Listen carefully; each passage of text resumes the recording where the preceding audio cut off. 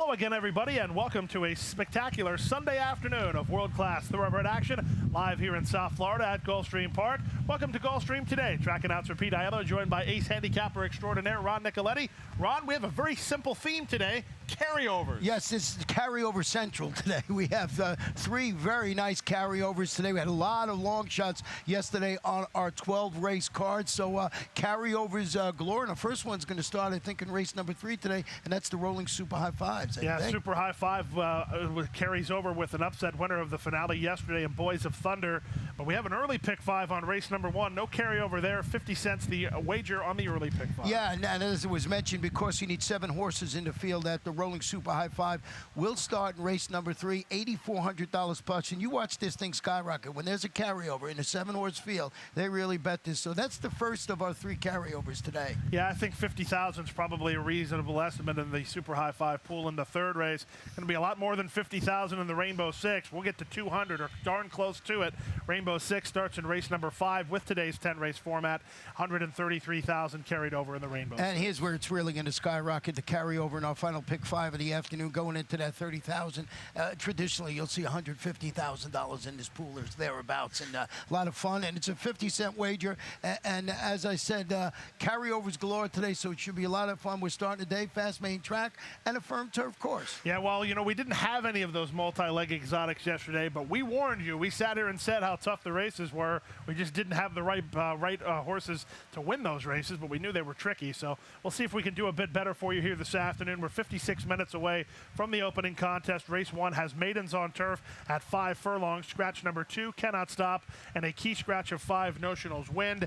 It's a field of 5, and Ronnie, right off the bat, we're taking the gloves off. You like Daddy Duke? I do not. Okay, but let's first show you my early pick 5 ticket, and you'll see I used a horse that I know you had. I actually used 3 horses in here, 3, 4, and number 7. And the 4 is 7 of Jack. The 7, the 3 and the 7, that's Daddy Duke, Cuban Cowboy, looked like the logical 2. 4, Jack of 7 of Jack. I didn't want to get knocked out in the first leg. 3, 3, and 3, because I used a single today in race number 4, and that is Delta Girl. So let's see if I can get through there. And 3 of the other, $40.50, and my whole early pick 5 is depending on Delta Girl today. With that said, I know you don't like Daddy Duke. Let's go back and look at Daddy Duke's last performance, just from the top of the stretch home. This one is dueling through the stretch all the way around in here. Yeah, well, this is why I don't like him. Watch. He's supposed to win this race. He has been in this role before. He was supposed to win his race 3 starts ago and hung. Today, this particular race, he hung again.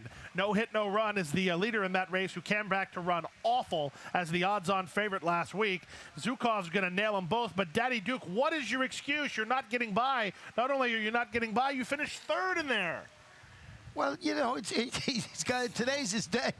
Boy, he's getting the blinkers off today. So maybe the equipment change, makes him stop, slowing down right at the wire. Steve Glasaris is the trainer, Cornelio Velasquez. And maybe if I am sort of like agreement after watching that replay with you, you still got to use him on the ticket because you don't want to get beat by him. Cuban Cowboy, the number 7, is another, I believe, sitting on a good performance after responding last time out to the addition of blinkers with an improved second place finish, beaten 3/4 of a length at this same level and distance. So one taking the blinkers off, one putting the, responded to the blinkers on. So we'll see how Daddy Duke and Cuban Cowboy running here. I think Cuban Cowboy is the one to beat in here. He has the outside gate. He should have things his own way up top here under jockey Miguel Vasquez. He ran well last time out behind Starship Mars. 2 starts back, he ran against Bold Saul, so that race was just okay. But I agree with you, Ron, in the sense that the other horse to worry about is number 4, 7 of Jack.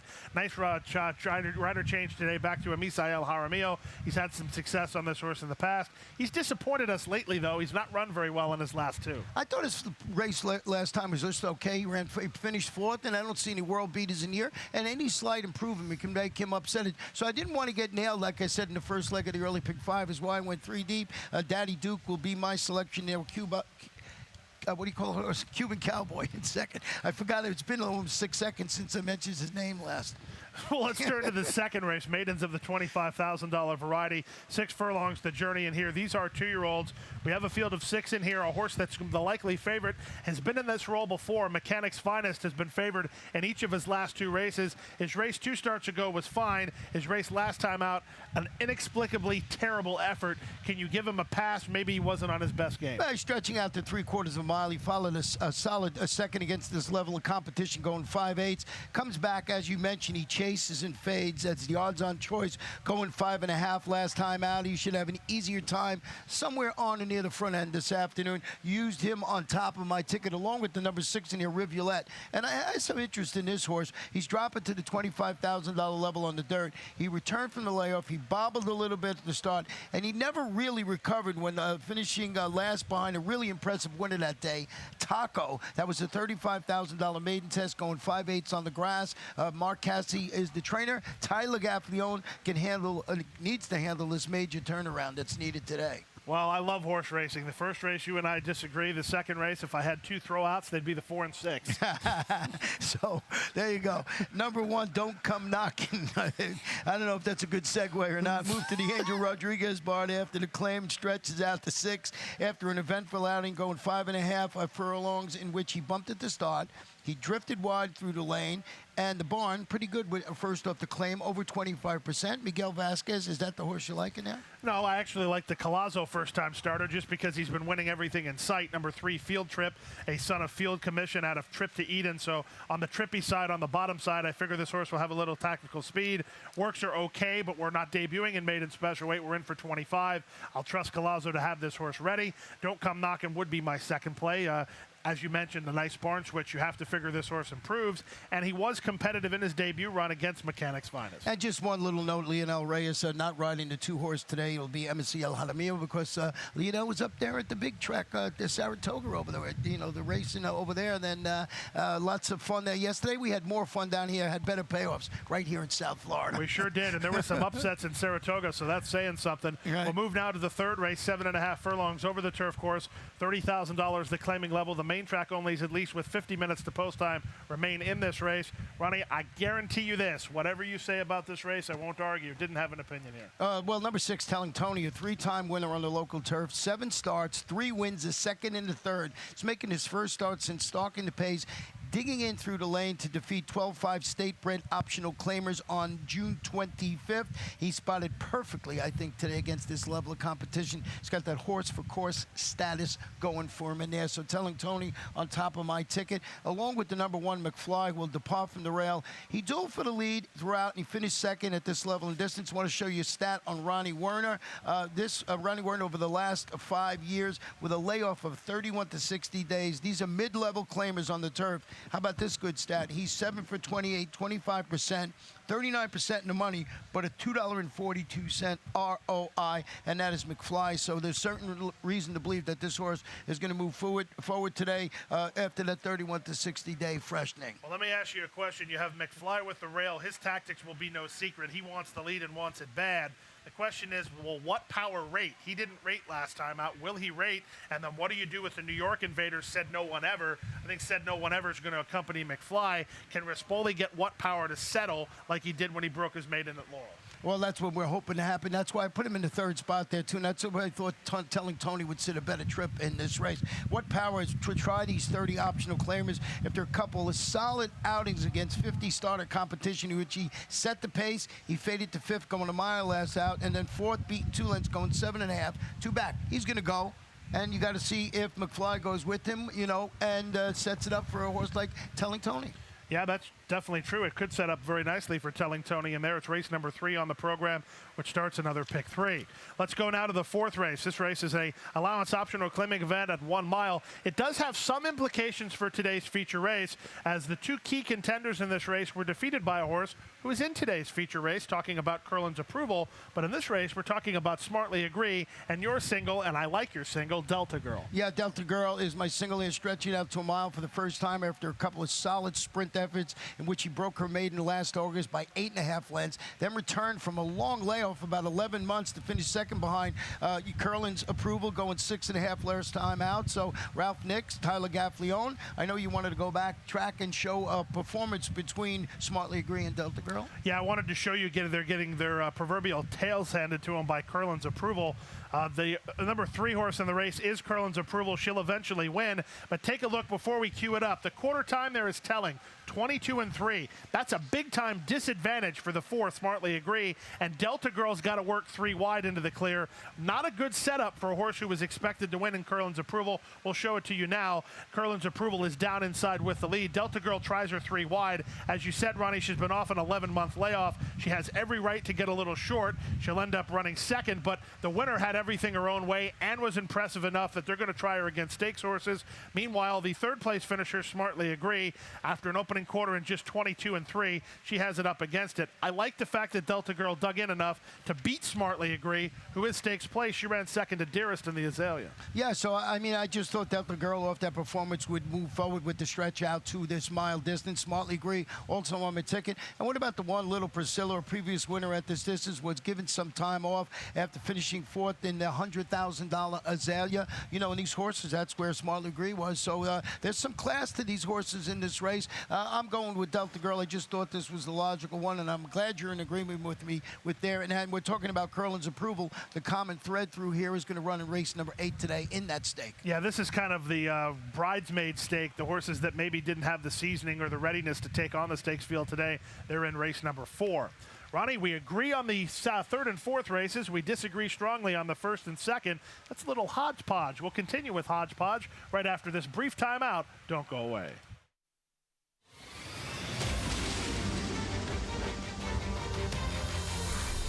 Next January, 12 horses, $1 million buy-in for a $12 million purse.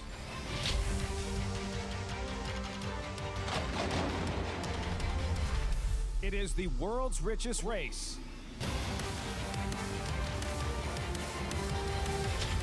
It is the Pegasus World Cup.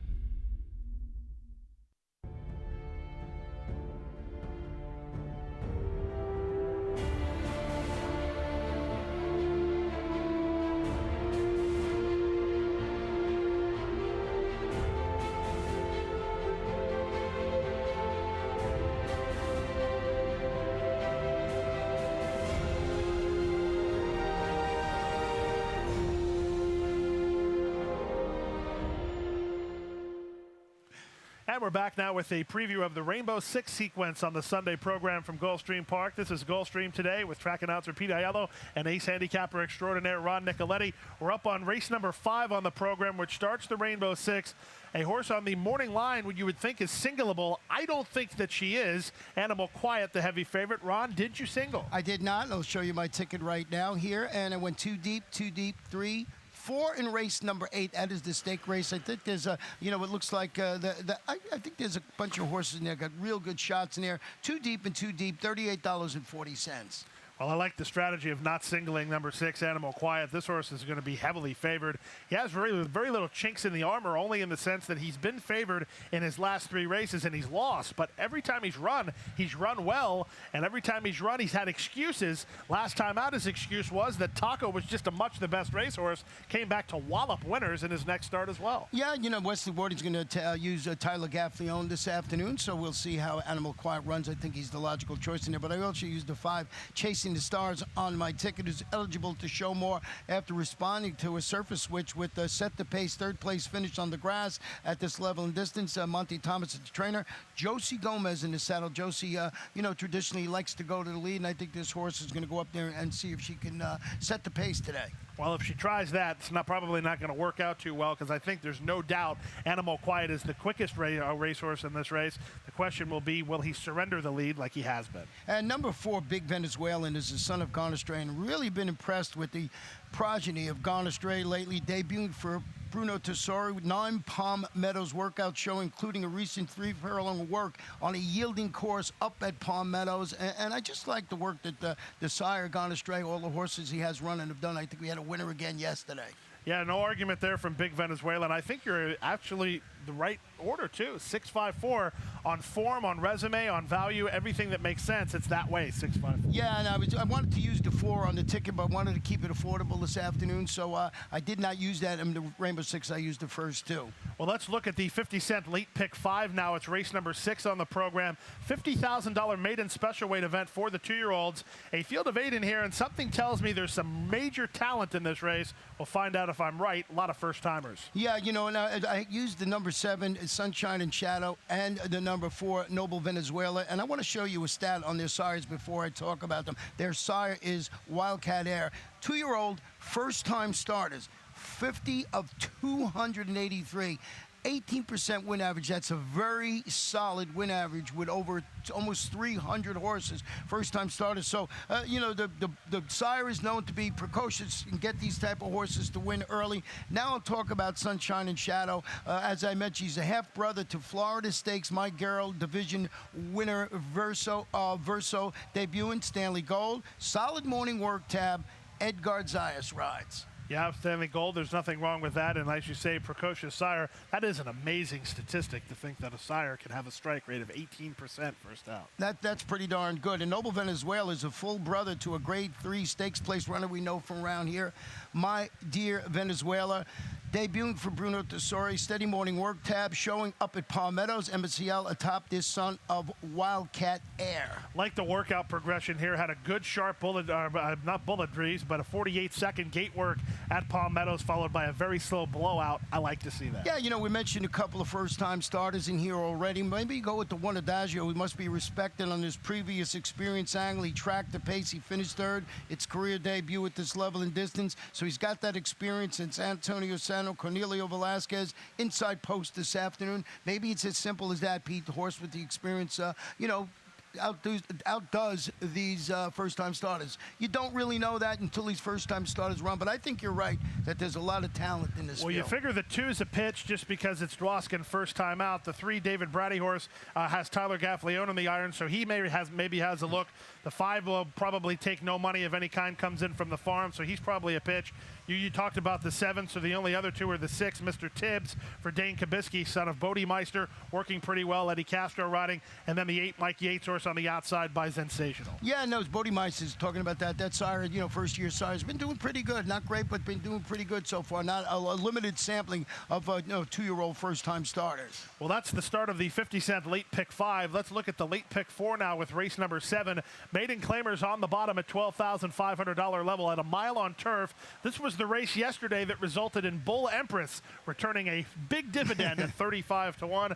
Different division of the race, of course, and I think this race is actually tougher than that race was yesterday. Well, I went with the 2, Bookkeeper Marie, who was game in defeat when she responded to a drop last time out by coming within the neck of shedding the maiden tag against this level of competition. The trainer is Chris Gaddis, and he's got Matthew Rispoli in the saddle today.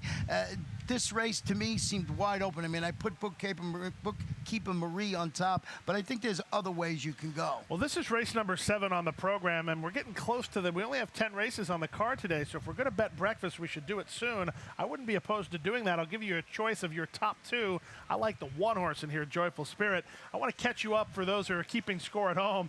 We had a pretty interesting situation yesterday. Ronnie and I had our long shot plays of the day in the same race yesterday. I beat 1 home, and the only one I beat home was Ronnie. And then in our pancake wager of the day, Ronnie beat 1 home, and the only one he beat home was me. Yeah, so not a stellar performance by us yesterday. So I got Bookkeeper Marie, and you got the 1 Joyful Spirit, and that is our pancake bet. And you see I'm inching up there 5-4 with just about 5 or 6 cards left before Acacia comes back from her summer sojourn up there at in New York, so we'll see how that plays. So 2 against the 1 and the pancake wages. And we mention every day, if you just join in the show, Pete and I, whoever loses this bet when this ends, has to buy our whole crew pancake breakfast. Well, I need to re-break. I had a 4-win lead here earlier in the week. What is going on? I have to pick up my feet and pull away from you here. Speaking of pulling away, I don't think anybody will be pulling away in race number 8 on the program. This is the Sunday feature, and it's a good one. The Added Elegance Stakes at 7 furlongs for $75,000. Miss Hollywood takes on lightly raced, talented Curlin's Approval with Kiss to Remember. Chantel Sutherland is here to ride. Yeah, you know, when you handicap this race, and I was a little surprised to see that Miss Hollywood is only 5-2 on the line. I thought she should be lower. I think when you handicap this, without taking all the other things into concern, that number 1 Miss Hollywood is absolutely the one to beat in here. Depart from the rail again, proving she could handle this distance from her inside starting position, which she drew off to win the 7 furlong, $75,000 Monroe last time out. She won that by multiple lengths. She's a $1.3 million daughter of Malibu Moon and has MSCL Jaramillo in the saddle again. Now, I'm saying that, but when you saw my Rainbow Six ticket, I went 4 deep. I said on paper, this one looks like it should be the one to win. But there are other ways to go, especially Curlin's Approval, who was impressive. Well, I have to tell you, I'm going to play devil's advocate. I think Miss Hollywood is the horse to beat in here as well, but I'll play devil's advocate just for the sake of argument. Number 1, Miss Hollywood, again, has the rail gate. That's not good because Kiss to Remember, or not Kiss to Remember, Concealed with the Kiss, the other one. I hope I don't make that mistake in the call, by the way. But Concealed with the Kiss, the gray, she's going to the lead. Miss Hollywood, I think she can rate, but with an inside gate, it's always tricky to tell. Yeah, especially when you're going 7/8 of a mile because they're dealing with that chute there. Curlin's Approval, a lightly raced daughter. We talked about her daughter of Curlin going back into stakes competition after drawing the way to defeat, Delta Girl by 5 lengths. You use that race as a handicapping guide. You watch other horses run, and maybe you use this here before you sashay over to the window to make some I like wager. the post draw here with Curlin's Approval. She's drawn on the outside in a stalking roll. That's good news. I think Gaffleon will be able to work out a nifty trip.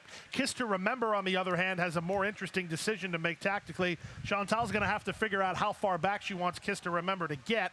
Kiss to Remember, in my opinion, is not the same horse as she was when she ran second in the Ballerina last time out. That said, her figures are still pretty good. Yeah, she trained by Marty Wolfson, stretch out, rebounded from that 4th place finish in the Grade 2 Princess Rooney with that optional claiming score going 6.5. So at least she's coming into the race in better form than she was. And of course, Chantel Sutherland in for today just to ride this horse. So we'll see how Kiss to Remember runs. She's going to have to sit off the pace, especially if the way we see it, there's going to be a pretty significant run on up early. Yeah, I do think the pace will be at least honest in this race. Who was the 4th horse you used? It had to be either the 6 Moment of Delight or the 7 Killer Bird. It was Killer Bird. I just thought this horse can run well in this spot here, and that was the one I was a little afraid of, so I added it to my Rainbow Six ticket. Well, Killer Bird did beat Miss Hollywood and did so on the square in her most recent race. Moment of Delight, when she's good, she can be awfully tough to deny. She was great last time out. Can she put 2 races together? We'll find out with Eddie Castro riding a very nice feature race today. It's race number 8. The 9th race, the first half of the late daily double. Maiden claimers on turf at the $50,000 claiming level, becoming my favorite betting division in South Florida, only because there's so many questions that need to be answered this time of year. 2-year-olds around 2 turns for the first time. It's always a guessing game. Well, I like a horse in here today, and that's the 3 exclusively ours, who's stretching out around 2 turns with blinkers added. I want to go back and show you this horse's performance last time out. Exclusively ours was the number 7. We're going to pick it up from the top of the lane to the wide. And you see, it comes into the stretch 4 wide, and then I thought, Pete, in here that she raced greenly. Just looked like she wasn't settled in there a little bit. I think the blinkers on are going to really help her today for the stretch out. And you see how well she's running. See, that's, I just think she's, it looks like she's a little unsure where they want to go with it, and I thought in the stretch out off that performance that she's going to run well today. Well, he definitely ran well in his debut run for trainer Mike Yates, and Jose Alvarez has the return call. I don't know what was behind him or in front of him. Papacho was a horse who showed very little until he tried the turf. If he's a new racehorse on the turf, then my theory on that goes out the window. You also don't have much else to go on in this race. He definitely is the horse with the best resume. Second choice on the morning line, tries turf for the first time. Pure Synergy. Yeah, he's the son of Candy Ride. He's shifting his focus to the turf today after the inconsistent pass sprinting on the dirt. He was second in his $50,000 career debut and beaten double-digit lengths against maiden special weight competition last time, going 7/8. Stanley Gold, Luca Panici handling the surface switch. bit of a guessing game with this one, as you mentioned, trying the turf today. We talked a lot yesterday about how difficult it is for first-time starters to run well around 2 turns in their debuts.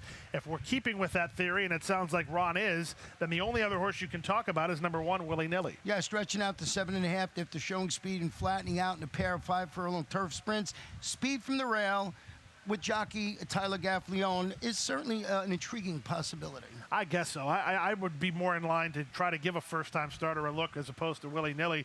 JR Show would probably be the one I would land on as the first-timer. Goes out for Jose Garofalo. Bred to run, want to run long, being out of an Unbridled Song mare by Harlan's Holiday. That screams going long.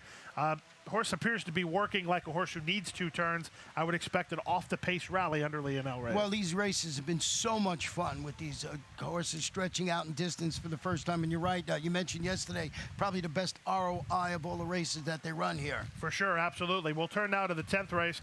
10th race at 7 furlongs. It is the Sunday finale. Now winners to 3 or 3-year-olds wide open. Scratch number 3, Primetime Tommy. So that'll have some impact on our replay we're getting ready to show you. I didn't think this race was clear-cut. Did you? Well, I'd not clear-cut at all. I went with the 8 in here, Mr. Nelly, who's stretching out to 7 furlongs. Has had one previous start at the distance and won it after responding to a drop in competition. Solid 6,252 lifetime score. That was going 3/4 of a mile or 6 furlongs. It's Ralph Nix.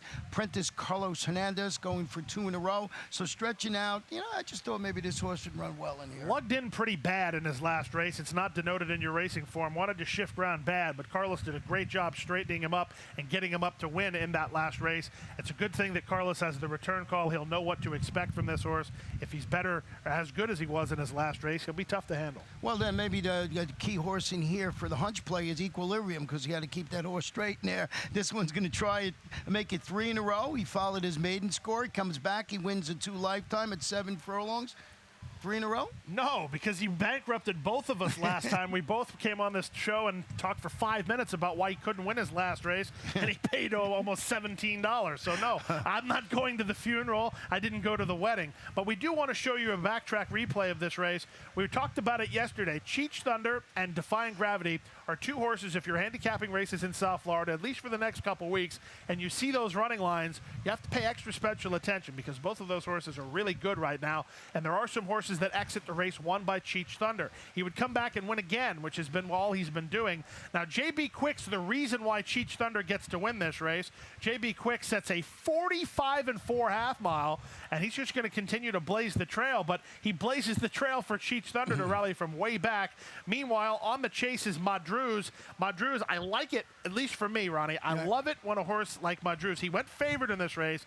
He's chasing this pace. The horses who chase the pace like that, they don't run well. And Madruz is on the chase, and he'll stop, and so will J.B. Quick. Meanwhile, here's Cheech Thunder on the scene to run by everybody. Primetime Tommy's going to get up for second, but Primetime Tommy's not running today, so you have Mr. Ellie and Madruz.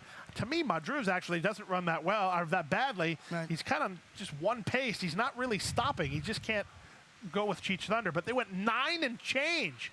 If you go 9 and change on this main track going a distance of ground, you're going to have a horse come from off the speed to beat you. J.B. Quick, the speed from the rail under Eddie Nunez. Yeah, and it's not. I don't think you're going to see a 109 3/4. Not with Eddie Nunez riding. No, so J.B. Quick on my ticket too. A fun day with all these great carryovers coming into the Sunday afternoon. Indeed. Carryover Central in South Florida, 30 minutes from first race post time. Rainbow 6 on race 5, late pick 5 on race 6, and a carryover in the high 5 on race number 3.